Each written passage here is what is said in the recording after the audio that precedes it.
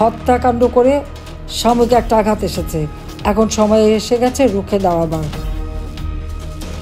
যেই নোয়াখালীকে নিয়ে আপনি স্বপ্ন দেখতেন ডক্টর মোহাম্মদ ইউনূস, আজ তারাই আপনার সামনে এসে দাঁড়িয়েছে। দাবি মোদের একটাই, নোয়াখালী বিভাগ চাই। দাবি মোদের একটাই, নোয়াখালী বিভাগ চাই। শুধুমাত্র বাংলাদেশে আর নেই এই বিক্ষোভ, এখন গ্রিসেও ছড়িয়ে গিয়েছে। ভারতের সঙ্গে বাংলাদেশের সম্পর্ক খারাপ কে করেছে? এই লোকগুলো। ভালো করে বুঝে নে যে ভারতের সঙ্গে শত্রুতা বাড়ালে তোদেরই আখেরে লস। বলছে অন্তর্বর্তী সরকারের দায়িত্ব নেওয়ার পরই চুক্তিগুলি নিয়ে আলোচনা শুরু হয় এবং যথাযথ পর্যালোচনার মাধ্যমে এই সিদ্ধান্ত নেওয়া হয়। কি সিদ্ধান্ত নেওয়া হয়? যে হাসিনা সরকারের আমলে ভারতের সাথে করা 10টি চুক্তি বাতিল, বাকিগুলো বিবেচনাধীন। কে তুই? হু আর ইউ? গত 15 বছরের কঠোর মানবাধিকার লঙ্ঘন সংক্রান্ত গুম, নিখোঁজ, নির্বিচার হত্যাকাণ্ড, নির্যাতন, দায়ীদের বিচার নিশ্চিত করা। যে সময় হাসিনা সরকার ছিল আমি মানছি, কিন্তু আপনারা কি সঠিক বিচার করতে পেরেছেন? আওয়ামী লীগের ওপর থেকে স্থগিতাদেশ তাকে তুলে নিতে হবে এবার, কারণ একটা দুটো নয়, একসঙ্গে 6টি মানবাধিকার কমিশন যে সংস্থা, সেই সংস্থা থেকে এই চিঠি পাঠানো হয়েছে ডক্টর মোহাম্মদ ইউনূসের কাছে।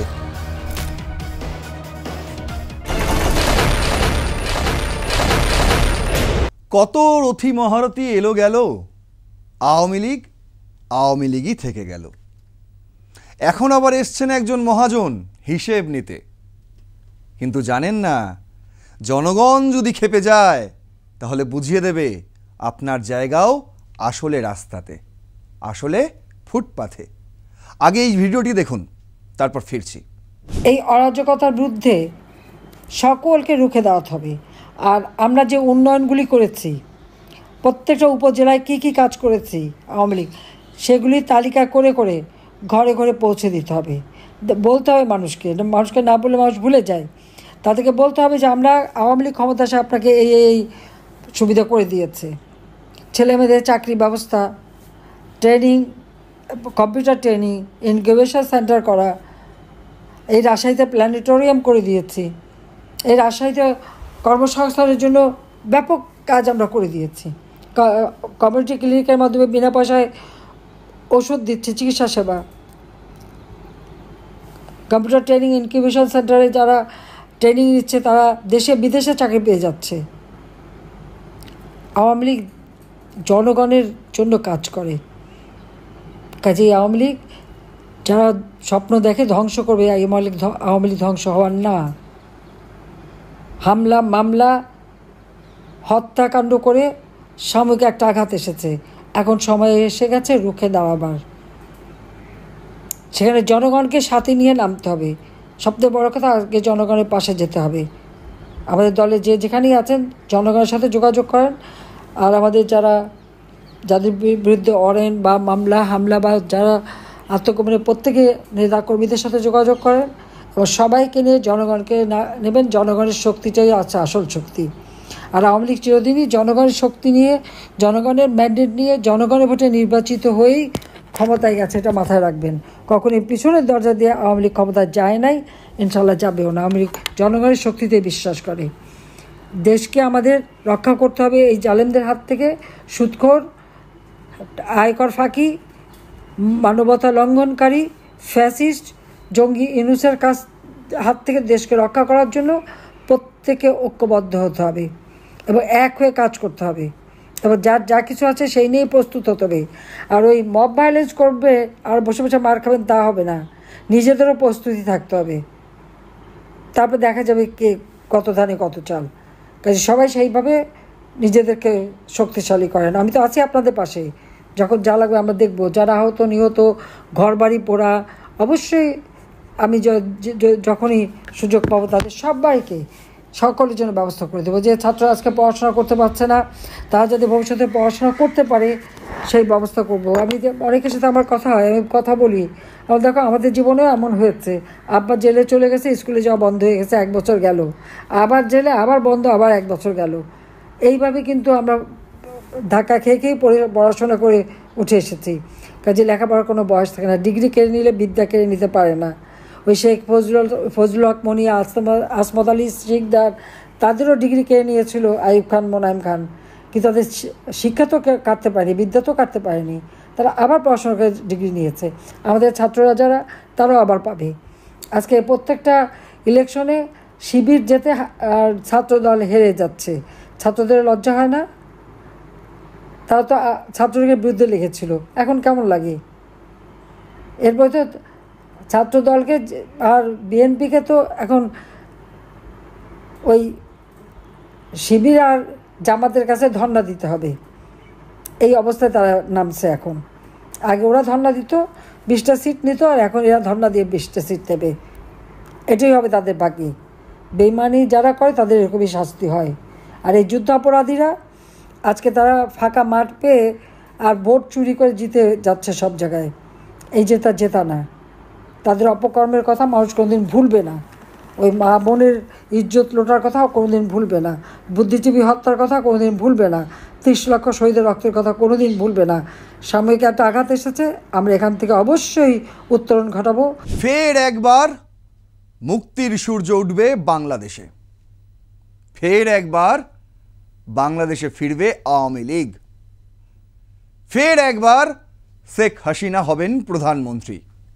এই কথাগুলো আপনাদের স্বপ্ন মনে হলেও আসলে কিন্তু বাস্তবে ঘটতে চলেছে, খুব তাড়াতাড়ি ঘটতে চলেছে। শুনলেন না? এবার কর্মযজ্ঞে ফিরবে আওয়ামী লীগ। অলরেডি শুরু হয়ে গেছে আওয়ামী লীগের কর্মকাণ্ড বাংলাদেশে অলরেডি শুরু হয়ে গেছে। নেত্রীর বার্তা পেতেই মাঠে ময়দানে নেমে পড়েছেন কর্মীরা, জনসংযোগ বাড়াচ্ছেন সাধারণ মানুষের সঙ্গে, আর যেখানে যেখানে অন্যায় দেখা হচ্ছে সেখানে পথেও নামছে জনসাধারণকে সঙ্গে নিয়ে। আর তাই মহা ফ্যাসাদে পড়েছেন ডক্টর মোহাম্মদ ইউনূস। মুখটা দেখুন। চলুন শুরু করা যাক রণক্ষেত্র। আমি রয়েছি আপনাদের সঙ্গে নারায়ণ। শুরুতেই সেই জিনিসটাই দেখাবো যেটা ঘটেছে এবং যেই ঘটনার জন্য আতঙ্কিত হয়ে পড়েছেন ডক্টর মোহাম্মদ ইউনূস। জানেন, নোয়াখালী, সেই নোয়াখালী, যেই নোয়াখালীর মানুষজনকে 1946-এ খেপিয়ে তুলেছিল জিন্নাহ, মোহাম্মদ আলী জিন্নাহ। আর আজকের এই নোয়াখালী কিন্তু সেই নোয়াখালী নেই। যখন পাকিস্তানের জঙ্গিরা, পাকিস্তানের সেনারা বাংলাদেশে টহল দিয়ে বেড়াচ্ছে, মোতায়েন হয়ে গেছে, বিভিন্ন জায়গায় বেস ক্যাম্প তৈরি করে ফেলেছে, তখন নোয়াখালী আর পাকিস্তানপন্থী নয়।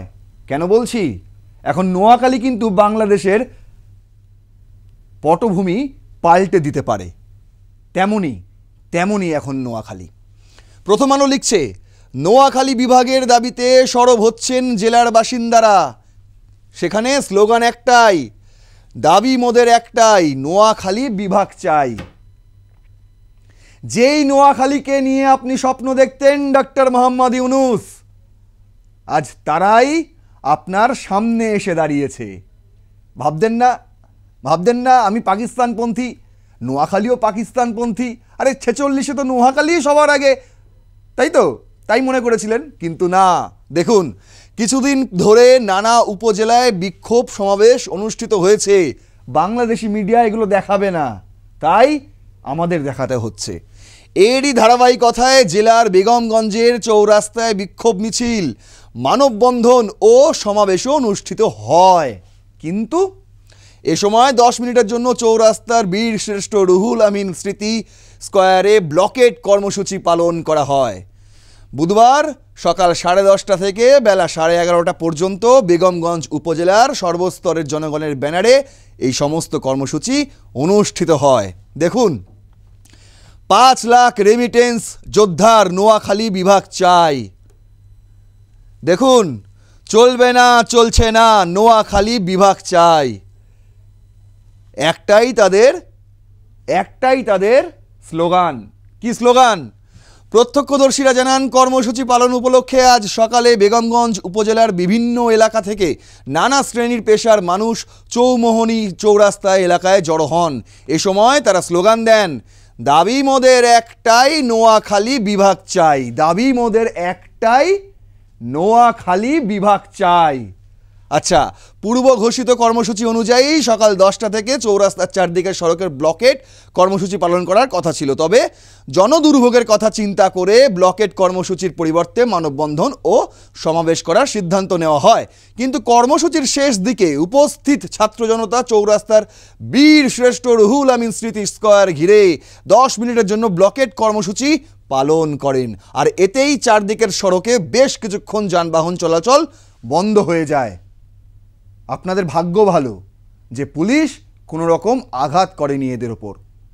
ছোট দু একটা ঘটনা ঘটেছে, কিন্তু বড় সেরকম ঘটনা ঘটেনি। কিন্তু এই ঘটনা কেন আপনাদের বলছি, তার কারণ সাধারণ মানুষ ক্ষেপেছে। কোথায় ক্ষেপেছে? কোথায়? চট্টগ্রাম, কক্সবাজার নয়, খোদ নোয়াখালীতে। যে নোয়াখালী নিয়ে স্বপ্ন দেখতেন ডক্টর মোহাম্মদ ইউনূস, যে আর কেউ না থাকুক, নোয়াখালী আমার পাশে থাকবে। বুঝতে পারছেন কি করেছে? দেখুন, নোয়াখালী বিভাগের জন্য কোথায় হচ্ছে?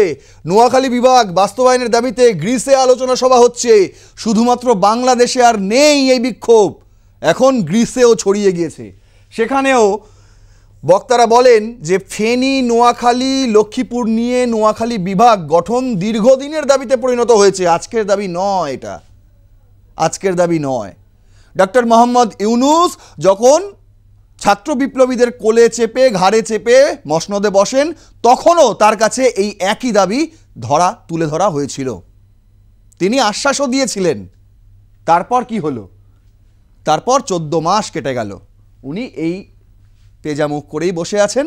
আর অন্যদিকে যেটা মানববন্ধন, যেটা সমাবেশ অনুষ্ঠান এইসব ছিল, সেটা এখন বিক্ষোভে পরিণত হয়েছে, রাস্তা ব্লকেটে পরিণত হয়েছে।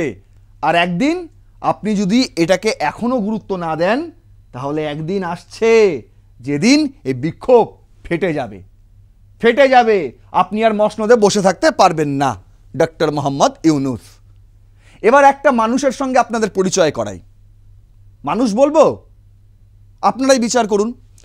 আসিফ মাহমুদ সজীব ভুঁইয়া নামেই ভুঁয়া নিয়ে ঘুরছে, সে কতটুকু আর সঠিক মানুষ হবে? চেনেন? ক্রীড়া উপদেষ্টা, বাংলাদেশের ক্রীড়া উপদেষ্টা, বিশাল কিছু কামিয়ে নিয়েছে, প্রচুর টাকা কামিয়ে নিয়েছে।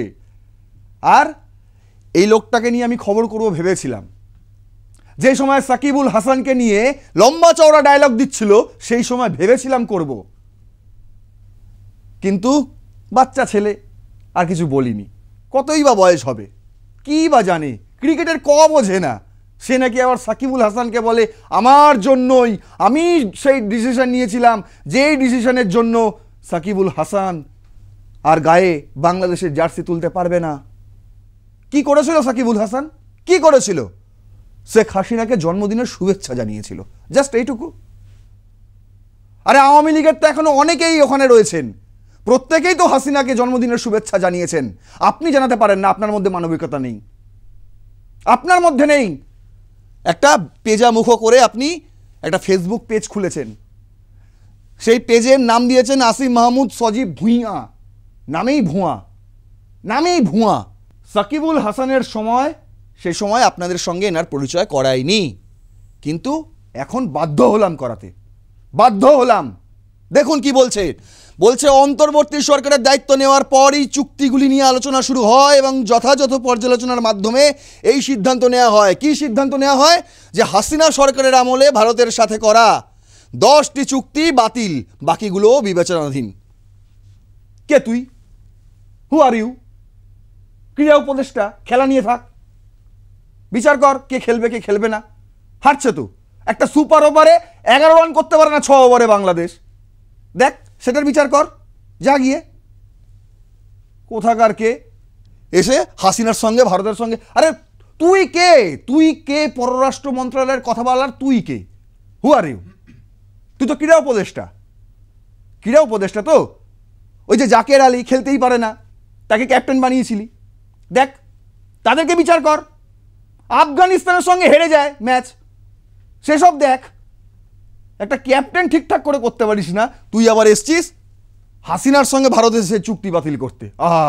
হাসিনা সরকারের সঙ্গে ভারতের চুক্তি বাতিল করবে। কি কি চুক্তির নাম দিয়েছে, একটা বিশাল বড় পোস্ট করেছে।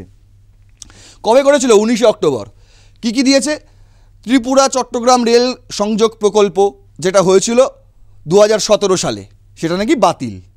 এটা নাকি বাতিল।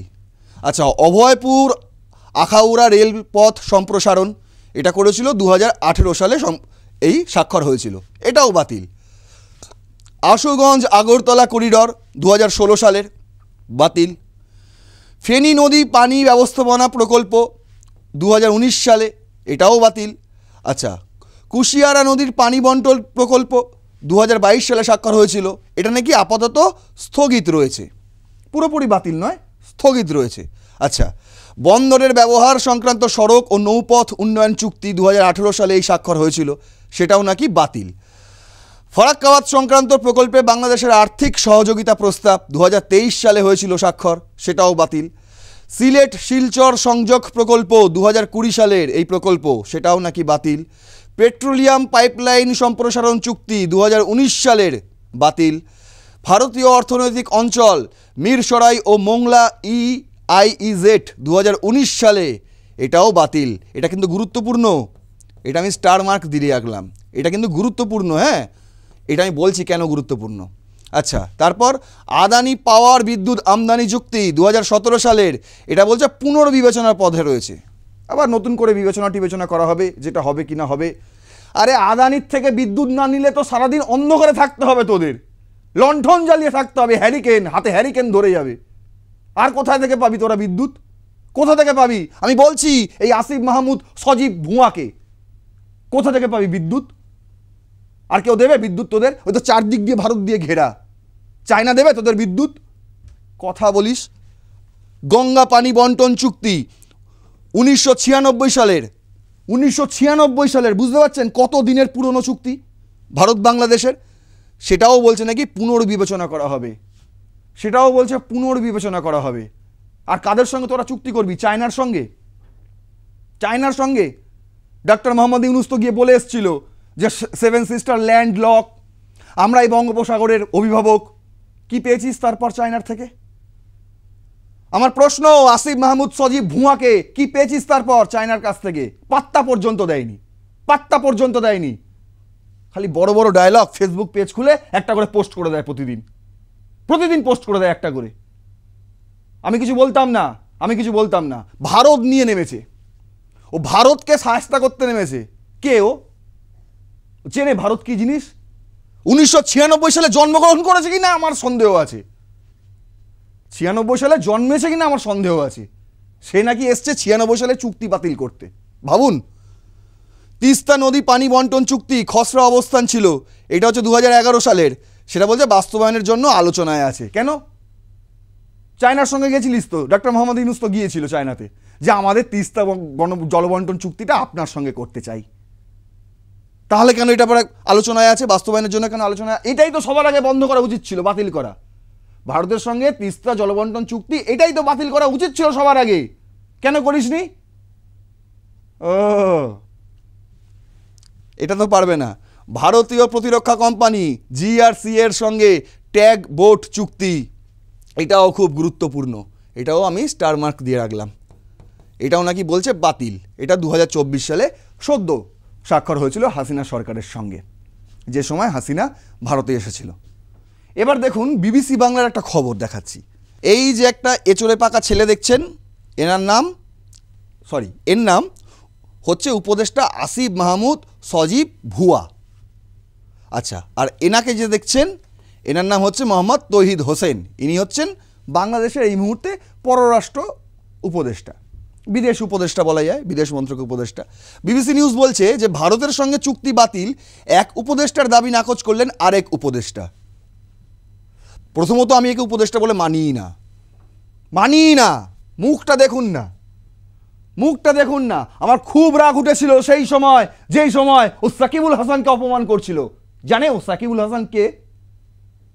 কোনোদিনও ব্যাট ধরেছে? ব্যাট ধরেছে? বল করতেও তো জানে না।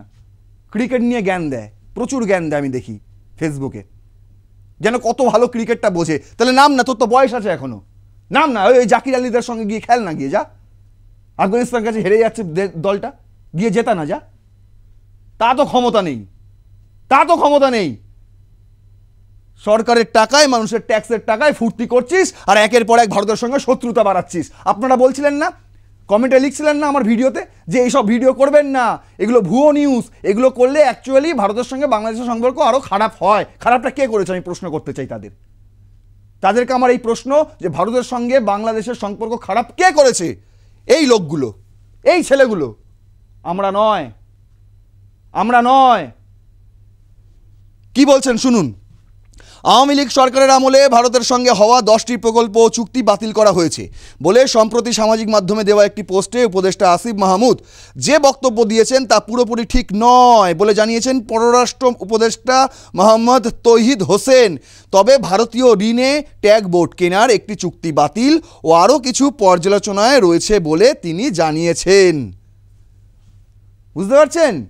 আরও স্পষ্ট করে বলছি, ভারতীয় ঋণ চুক্তির আওতায় মিরসরাই ও মোংলার ভারতীয় অর্থনৈতিক অঞ্চল প্রকল্পে অর্থায়নের জন্য বিষয়টি বাতিলের বিষয়ে আলোচনা চলছে।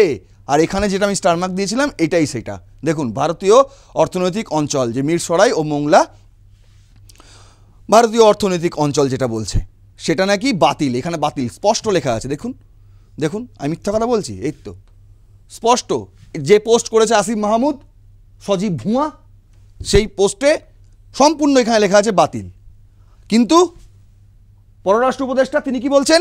তিনি বলছেন এখনও এই বাতিলের বিষয়ে আলোচনা চলছে। কোনটা বিশ্বাস করব ভাই? কোনটা বিশ্বাস করব? আসিফ মাহমুদ, সজীব ভুঁয়া?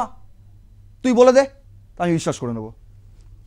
তুই করেই বলছি, তোর বয়স আমার থেকে বেশি হবে না, সেই কারণেই বলছি। যদি শুনে থাকিস সেই ভিডিওটা, তাহলে ভালো করে বুঝে নে, ভালো করে বুঝে নে যে ভারতের সঙ্গে শত্রুতা বাড়ালে তোদেরই আখেরে লস, তোদেরই আখেরে ক্ষতি, ভারতের নয়।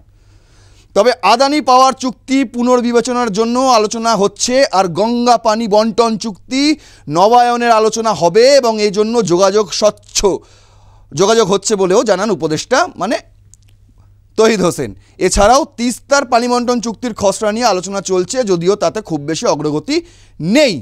দেখছেন, আদানি পাওয়ার চুক্তি বিবেচনার জন্য আলোচনা হচ্ছে বলছে, গঙ্গা পানি বন্টনের চুক্তির জন্য আলোচনা হচ্ছে, মানে এগুলো কেউ বাতিল হয়নি। উনি আগ বাড়িয়ে এসে একটা পোস্ট করে দিয়েছেন, একটা বিশাল বড় স্টিকার বানিয়েছেন। সারাদিন রাত্রিবেলা গ্রাফিক্স ট্রাফিক্স শিখেছে হয়তো, তাই জন্য এইসব বানাতে পারে। কোনো সংবাদ মাধ্যমের কাট আউট নয় এটা, তিনি নিজেই বানিয়েছেন, বানিয়ে পোস্ট করে দিয়েছেন একটা বাচ্চা ছেলে। কে আবার? ক্রীড়া উপদেষ্টা। কি নিয়ে পোস্ট করছে? পররাষ্ট্র মন্ত্রণালয় নিয়ে, পররাষ্ট্র বিষয়ক নিয়ে পোস্ট করছেন ক্রীড়া উপদেষ্টা, যে ক্রীড়াটাই ভালো করে জানে না, অ্যাকচুয়ালি ক্রীড়া উপদেষ্টা। বুঝতেই পারছেন, হিউম্যান রাইটস ওয়াচ, বুঝতেই পারছেন কি দেখাবো। কিন্তু না, এটা আপনারা জেনে গেছেন, সবাই জেনে গেছেন যে 6টি মানবাধিকার সংস্থা ডক্টর মোহাম্মদ ইউনূসকে একটা চিঠি পাঠিয়েছে, যে চিঠিতে লেখা আছে আওয়ামী লীগের ওপর যে স্থগিতাদেশ দেওয়া হয়েছে সেই স্থগিতাদেশ তুলে নিন। তিনি এখন ফাঁসাতে পড়েছেন এই নিয়ে। কিন্তু শুধু তাই নয়, শুধু তাই নয়, এই চিঠিতে আরও 12খানা অভিযোগ রয়েছে, মোট 12খানা অভিযোগ রয়েছে, যে অভিযোগ ডক্টর মোহাম্মদ ইউনূসের আমলে সংঘটিত হয়েছে। সেই অভিযোগ করেছে 6টি মানবাধিকার সংস্থা গোটা পৃথিবীর। এবং সেই 12খানা অভিযোগ কি, কোন কোন বিষয়ে পরামর্শ দিয়েছে, কি কি নির্দেশ দেওয়া হয়েছে, সেই সমস্তগুলো আপনাদের আমি তালিকা তৈরি করেছি, শোনাবো, পড়ে শোনাবো। কিন্তু এতটুকু বুঝে নিন এখনো পর্যন্ত যতটুকু বললাম, যে আওয়ামী লীগ কর্মকাণ্ডে ফিরছে, নেত্রীর বার্তা পেয়েছে, তারা গোপনে হলেও মানুষের সঙ্গে জনসংযোগ করছে, তারই কিন্তু একটা ফল নোয়াখালী। এতদিন তো তারা চাগার দেননি, কিন্তু এবার নোয়াখালীর মানুষ ডক্টর মোহাম্মদ ইউনূসের সামনে এসে দাঁড়িয়েছে, সামনে এসে, বুঝতে পেরেছেন? দেখুন, বলছে joint letter to Bangladesh chief adviser Yunus regarding follow up on human rights CSO meeting during UNGA 2025। কবে পাঠিয়েছে? অক্টোবর 19। কাকে পাঠিয়েছে? প্রফেসর মোহাম্মদ ইউনূসকে, chief adviser interim government of বাংলাদেশের। যে 12খানা পয়েন্ট আছে সেই 12খানা পয়েন্ট আপনাদের কাছে বিশ্লেষণ করব, সুন্দর করে আমি বাংলায় সাজিয়েছি সেই কারণে। দেখুন, প্রথম পয়েন্ট কি বলছে? গত 15 বছরের কঠোর মানবাধিকার লঙ্ঘন সংক্রান্ত গুম, নিখোঁজ, নির্বিচার হত্যাকাণ্ড, নির্যাতন, দায়ীদের বিচার নিশ্চিত করা। যে সময় হাসিনা সরকার ছিল আমি মানছি, কিন্তু আপনারা কি সঠিক বিচার করতে পেরেছেন? অ্যাকচুয়ালি যারা দায়ী গুম খুনের জন্য, সেই সমস্ত বিএনপির জামাতের যারা অভিযুক্ত, তাদেরকে কি ধরেছেন? কাদেরকে ধরেছেন? কয়েকজন সেনা জওয়ানকে ধরেছেন। লজ্জা লাগে না? লজ্জা লাগে না? তাই তো বলছে 6টি মানবাধিকার কমিশন, 6টি একসঙ্গে জয়েন্ট লেটার দিয়েছে, বলছে আগে তাদের বিচার করুন, এটা নিশ্চিত করুন যে বিচার হবে, অন্তত বিচার না করতে পারলে, না হলে গদি ছাড়ুন। 2, সুরক্ষা বাহিনী ও গোয়েন্দা সংস্থার সংস্কার, র্যাপিড অ্যাকশন ব্যাটালিয়ন যাকে র্যাব বলে বাংলাদেশে, বিলুপ্ত করা ও directorate general of force intelligence যাকে DGFI ক্ষমতা সীমিত করা। ঠিক আছে, কীভাবে করতে হবে? সুরক্ষা বাহিনী ও গোয়েন্দা সংস্থার সংস্কার কীভাবে করতে হবে, মানবাধিকার সংস্থার যে পরামর্শ, সেই পরামর্শ আপনাদের বলছি। এই যে র্যাব এখনও যারা হিন্দু, যারা আওয়ামী লীগের সমর্থন, তাদের বাড়ি বাড়ি গিয়ে বাড়ি ভাঙচুর করে দিয়ে আসছে, আগুন জ্বালিয়ে দিচ্ছে। আর DGFI এর প্রতিনিধি দল পাকিস্তানে গিয়ে ISI এর সঙ্গে মিটিং করে আসছে। বুঝতে পারছেন? ডক্টর ইউনূস সরকারি এজেন্সিগুলোকে কিভাবে ব্যবহার করছেন বুঝতে পারছেন? তাই তো এই পরামর্শ দেওয়া হয়েছে যে সংস্কার করুন এদের, এইভাবে চলতে পারে না বেশি দিন। 3, সায়াহীন অনুপস্থিতিকে আন্তর্জাতিক মান অনুযায়ী অপরাধ হিসেবে গণ্য করা ও সংশ্লিষ্ট কমিশনের কার্যকারিতা নিশ্চিত করতে হবে। ঠিক আছে।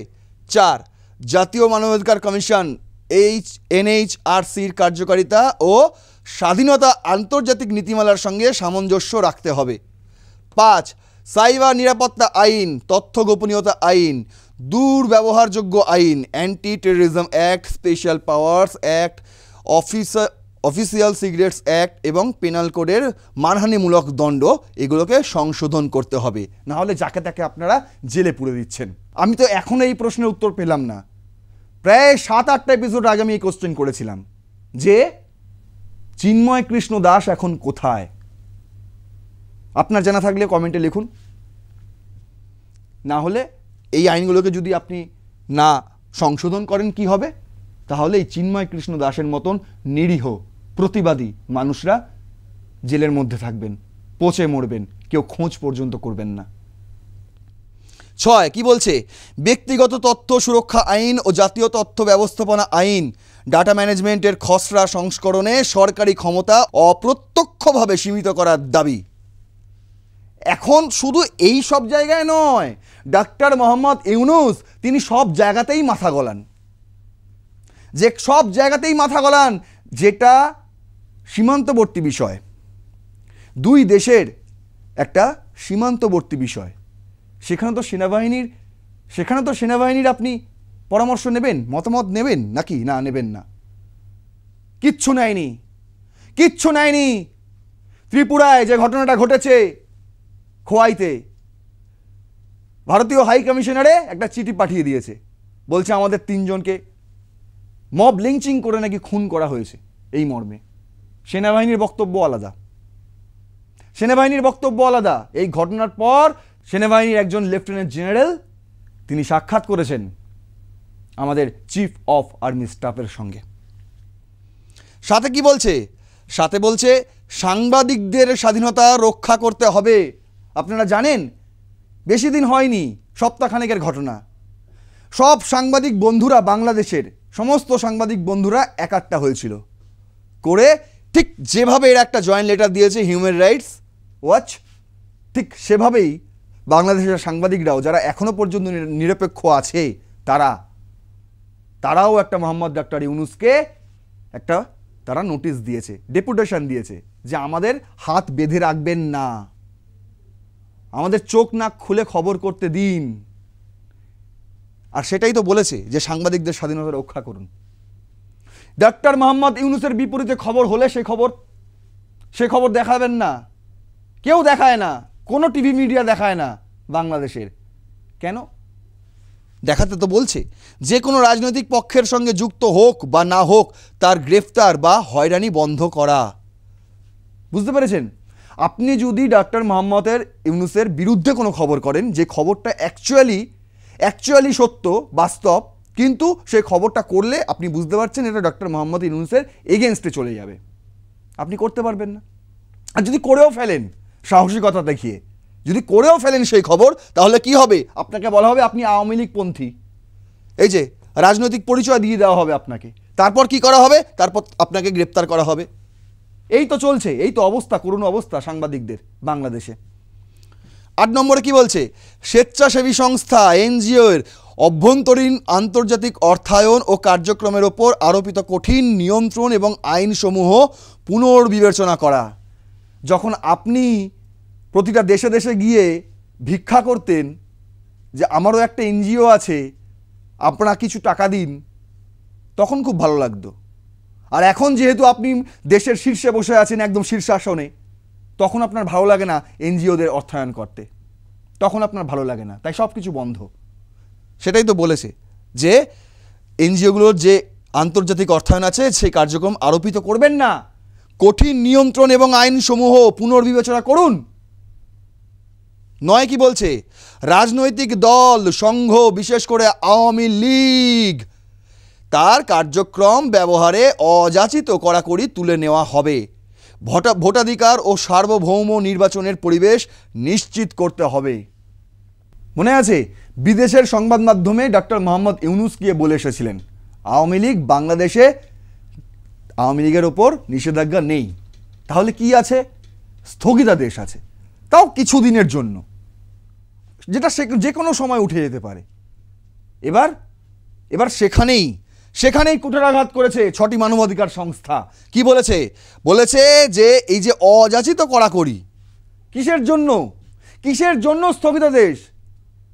এটা তো কোনো একটা গণতান্ত্রিক দেশে হতে পারে না। এই স্থগিতাদেশ তুলে নিন এবং তারা যাতে সুষ্ঠুভাবে নির্বাচনে অংশগ্রহণ করতে পারে সেই ব্যবস্থা আপনারা করে দিন।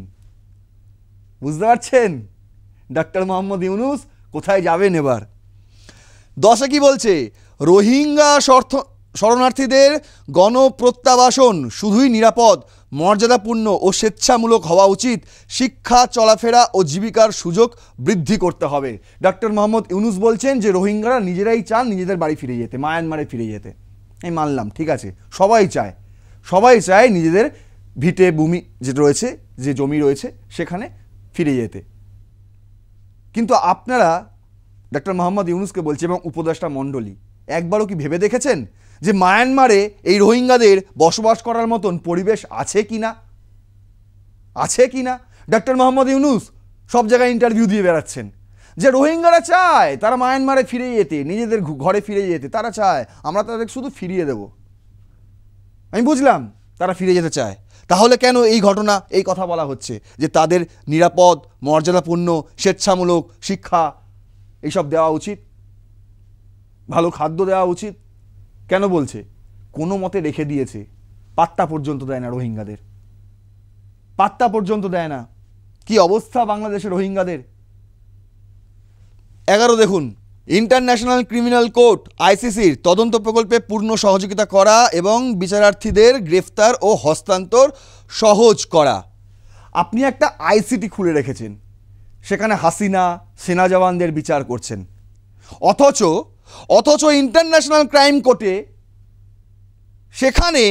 সেখানে যে তদন্ত হচ্ছে সেই তদন্তে আপনি সহযোগিতা করছেন না। করলে কি আর বলতো যে পূর্ণ সহযোগিতা করুন? বুঝতে পারছেন কেমন হিপোক্রিসি ডক্টর মোহাম্মদ ইউনূসের। 12 দেখুন 2026 সালের নির্বাচনের আগে কার্যকর ও স্বাধীন প্রতিষ্ঠান গঠন করার লক্ষ্যে মানবাধিকার রক্ষার কর্মকাণ্ড দ্রুত এগিয়ে নেওয়ার আহ্বান জানিয়েছেন। 26 ফেব্রুয়ারিতে নির্বাচন করবেন ডক্টর মোহাম্মদ ইউনূস বলেছেন। তার আগে কি এত কিছু সম্ভব করতে পারবেন? যদি কিছু নাও পারেন অন্তত এটুকু তাকে করতে হবে, আওয়ামী লীগের ওপর থেকে স্থগিতাদেশ তাকে তুলে নিতে হবে এবার। কারণ একটা দুটো নয়, একসঙ্গে 6টি মানবাধিকার কমিশন যে সংস্থা, সেই সংস্থা থেকে এই চিঠি পাঠানো হয়েছে ডক্টর মোহাম্মদ ইউনূসের কাছে এবং বলা হয়েছে যে আওয়ামী লীগকে খুব তাড়াতাড়ি কর্মকাণ্ডে ফেরান। আর অন্যদিকে নেত্রী শেখ হাসিনা কর্মীদের বলছেন যে রাস্তায় নামতে হবে, মানুষের সঙ্গে জনসংযোগ বাড়াতে হবে। মানুষ কিচ্ছু ভোলেনি, কোনোদিনও ভোলেও না। যে সমস্ত উন্নয়নমূলক প্রকল্প ছিল সেগুলো বাড়ি বাড়ি গিয়ে বলতে হবে। মানুষ ভুলে যায়, ঠিক ঠিক বলেছেন, মানুষ ভুলে যায়, তাদেরকে মনে করিয়ে দিতে হবে। মানুষ বুঝতে পারে না, হঠকারী সিদ্ধান্ত নিয়ে নেয়, তাদেরকে সঠিক পথে চলতে শেখাতে হবে। তাহলেই একটা নতুন বাংলাদেশ আপনারা পেতে পারেন। না হলে এই অরাজকতা চলতেই থাকবে, চলতেই থাকবে। যারা বলেন যে অন্য খবরের প্রিন্ট আউট নিয়ে আমরা নাকি আপনাদের খবর পরিবেশন করি, হ্যাঁ ঠিক আছে, আপনারা বলেন এটাকে সাংবাদিকতা নাও বলতে পারেন, সেটা আপনাদের গণতান্ত্রিক পরিসরে সবার মতামত প্রকাশ করার একটা জায়গা রয়েছে, আমি মানি, সেটা আমি মানি। কিন্তু আমি যে ইনফরমেশনগুলো দিই, এই যে ইনফরমেশনগুলো দিই, এগুলো তো অস্বীকার করতে পারবেন না। পারবেন? এগুলোকে অস্বীকার করতে পারবেন? পারবেন না। এবং আজকে যে ইনফরমেশনগুলো আপনাদের দিলাম সেগুলোও অস্বীকার করতে পারবেন না। এটাও অস্বীকার করতে পারবেন না যে এই মুহূর্তে মহা ফ্যাসাদে রয়েছেন ডক্টর মোহাম্মদ ইউনূস। পারবেন না। যদি পারেন, করতেই পারেন, সেটা আপনার গণতান্ত্রিক পরিসরে আপনার অধিকার রয়েছে। ভারত গণতন্ত্রের পূজারী, আমরা প্রত্যেকের মত প্রকাশকে স্বাগত জানাই। তাই অবশ্যই আপনার মত প্রকাশ করুন, কমেন্ট করুন, লাইক করুন, শেয়ার করুন ভিডিওটি।